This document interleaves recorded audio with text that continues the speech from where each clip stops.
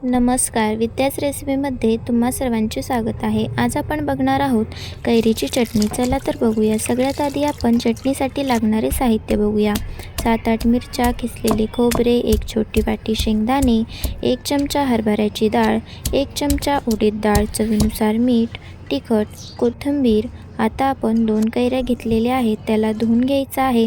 आता पाटावर वट्यावरती कैरीचे काप करून त्याला फोडून त्याला बारीक करून घ्यायचं आहे.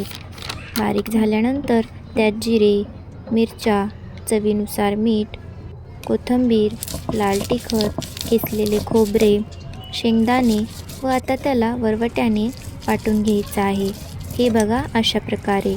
आता आपण तडका देऊया.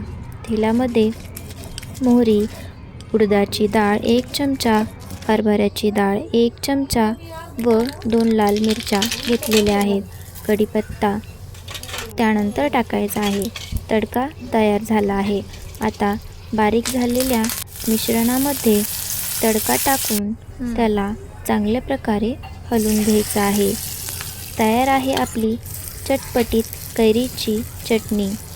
जर रेसिपी आवडली असल्यास लाईक, शेअर, सबस्क्राईब करायला विसरू नका. थँक्यू.